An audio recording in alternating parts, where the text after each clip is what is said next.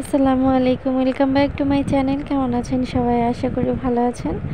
আলহামদুলিল্লাহ, আমিও ভালো আছি। তো আজকে আপনাদের সাথে শেয়ার করব গলদা চিংড়ি ভুনা। তো চলুন মূল উপকরণে চলে যাই। প্রথমে আমি কড়াইতে সরিষার তেল দিয়ে দিয়েছি। তারপরে এখানে সবচাইতে বড় সাইজের 2টা চিংড়ি মাছ নিয়েছি। এখানে 4টা চিংড়িতে 1 কেজি হয়। তো আমি 2টা চিংড়ি নিয়েছি। 2টা চিংড়ি আমি এপিট ওপিট করে হালকা করেই ভাজবো। বেশি ভাজলে চিংড়ির যে নিজস্ব একটা ফ্লেভার থাকে, সেই ফ্লেভারটা নষ্ট হয়ে যায়। তো আমি এপিট ওপিট করে ভেজে নিয়েছি। একই তেলের মধ্যে আমি পরিমাণ মতো পেঁয়াজ কুচি, কাঁচামরিচ কুচি দিয়ে দিয়েছি। দিয়ে হালকা করে ভেজে নেব, কাঁচা গন্ধটা যাওয়া আগ পর্যন্ত ভেজে নেব। তারপর এখানে আমি লবণ দিয়ে আবার কিছুক্ষণ ভেজে নেব। স্বাদ মতো লবণ দিয়ে দিয়েছি। তারপর এখানে আমি টমেটো কুচি দিয়ে দিয়েছি একটা। এটাকেও আমি আরেকটু ভেজে নেব। ভেজে নিয়ে তারপর আমি পরিমাণ মতো মশলাগুলো দিয়ে দিচ্ছি, অ্যাড করে দিচ্ছি হলুদের গুঁড়ো, মরিচের গুঁড়ো, ধনিয়া গুঁড়ো। এখানে আমি কোনো বাটা মশলা ব্যবহার করব না।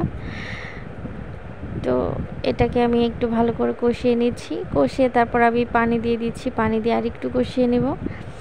আর আমার ভিডিও আপনাদের ভালো লেগে থাকলে অবশ্যই লাইক, কমেন্ট, সাবস্ক্রাইব করবেন। যারা অলরেডি করে ফেলেছেন সবাইকে অসংখ্য ধন্যবাদ। যারা এখনও করেননি প্লিজ আমার চ্যানেলটিকে সাবস্ক্রাইব করে দেবেন, পাশের বেল আইকনটি বাজিয়ে দেবেন।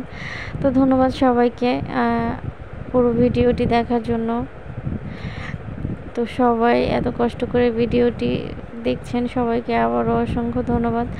সবাই সাপোর্ট করবেন আমাকে, আমিও আপনাদেরকে সাপোর্ট করি, আমাকেও সাপোর্ট করবেন সবাই।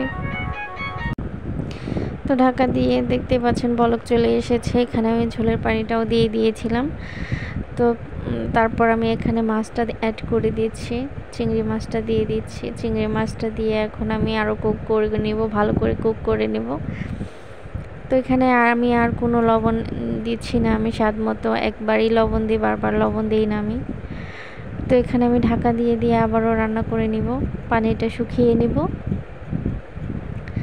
আমার চিংড়ি মাছটা ভেঙেই গেল, মাথাটা ছুটেই গেল। যাই হোক, মাথাটা ছোট দেখতে যতই খারাপ লাগুক না কেন, খেতে কিন্তু মাশাআল্লাহ খুবই ভালো ছিল। আলহামদুলিল্লাহ খুবই ভালো ছিল। অসাধারণ একটি রেসিপি। অবশ্যই শেয়ার করবেন সবাই, খুবই ভালো লাগবে। তো পরবর্তী ভিডিও দেখার আমন্ত্রণ জানিয়ে আজকের মতো এখানে বিদায় নিচ্ছি। সবাই ভালো থাকবেন, সুস্থ থাকবেন। আসসালামু আলাইকুম। সবাই নিরাপদে থাকবেন।